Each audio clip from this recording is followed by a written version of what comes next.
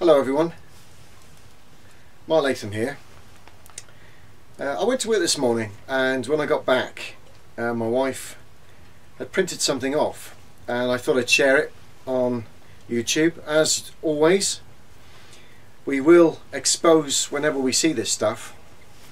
There's probably a lot more that we could expose, but it seems to pass us by each time we get news coverage of this stuff here in the UK. But I'm going to show you something now. We've got this chap here.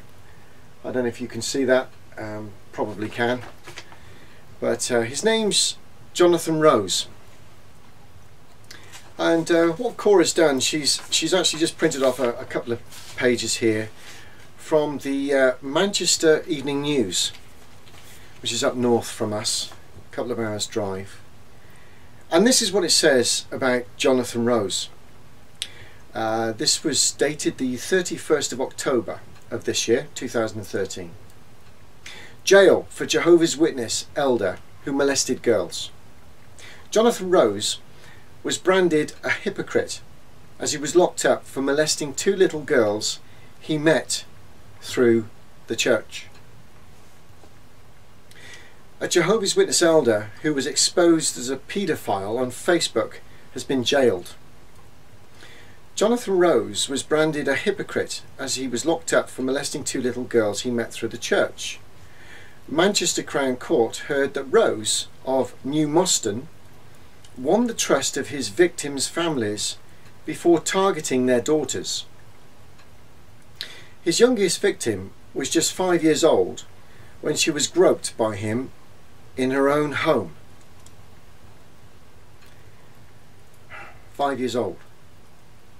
The other was 10 when Rose, then 27, kissed her sexually. Rose was first accused of indecently assaulting a teenage girl he met through the Jehovah's Witnesses in 1995. He was acquitted of that offence in a trial and went on to become an elder in the congregation. However, after his first accuser branded him a pedo on Facebook, his crimes against the other two girls came to light. Rose was found guilty of 2 charges of indecent assault and has now been jailed for 9 months and banned from visiting homes where there are children present. The joiner, who is married with children and continues to protest his innocence, showed no emotion as he was jailed and made subject to a sexual offences prevention order. He must sign the sex offenders register for life. The court heard that he even sat in judgment in a church investigation into the second victim when she was a teenager. Her entirely normal teenage behaviour was thought to be inappropriately sexual by the elders. Anthony Longworth, defending, handed the judge a bundle of supportive letters from fellow Jehovah's Witnesses which he described as expressing disagreement or disbelief at the guilty verdicts. But Judge David Stockdale, QC, told Rose, "You are now utterly disgraced." Even though many members of that community still place a great deal of faith in you. The Jehovah's Witnesses upholds very high standards of moral behaviour. You deviated altogether from those standards. The family of Rose's first accuser say they were encouraged to cover up their allegation. He was cleared of groping the then teenage girl in 1995 trial, but she would go on to be a witness in the latest court case.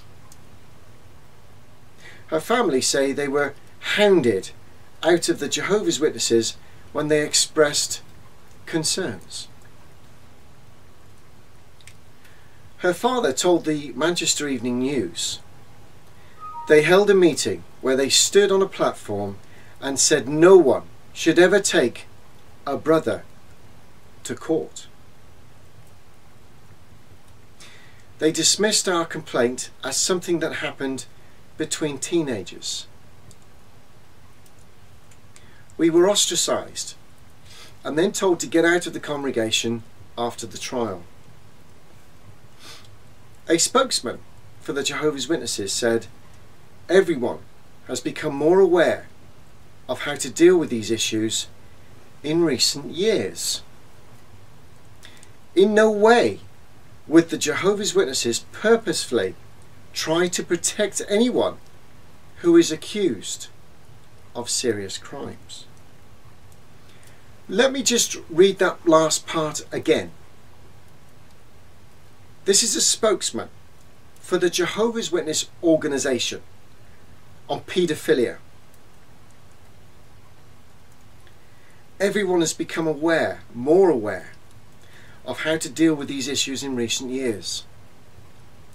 Okay, I'll come on to that in a second. In no way would the Jehovah's Witnesses purposefully try to protect anyone who's accused of a serious crime, such as this.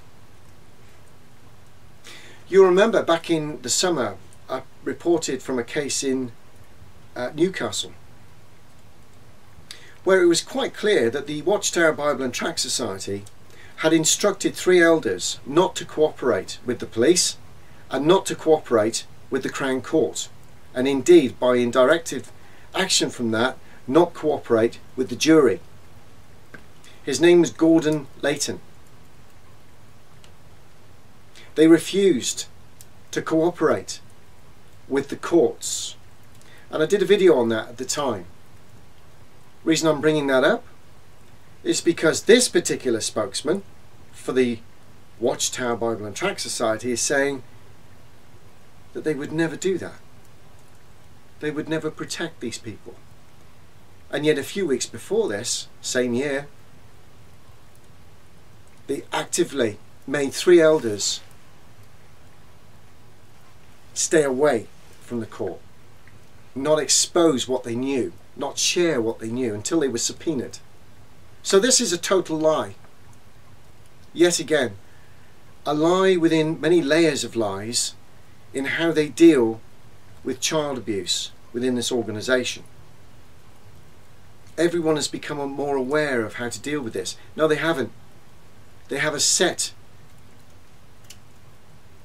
instruction book called the Elder's Handbook, plus other letters that I am in possession of, that show quite clearly how they deal with it.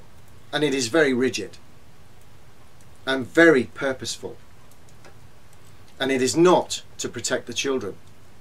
It is to protect the wonderful organisation. And as a result of that, it quite often protects the paedophile. Thank you for listening.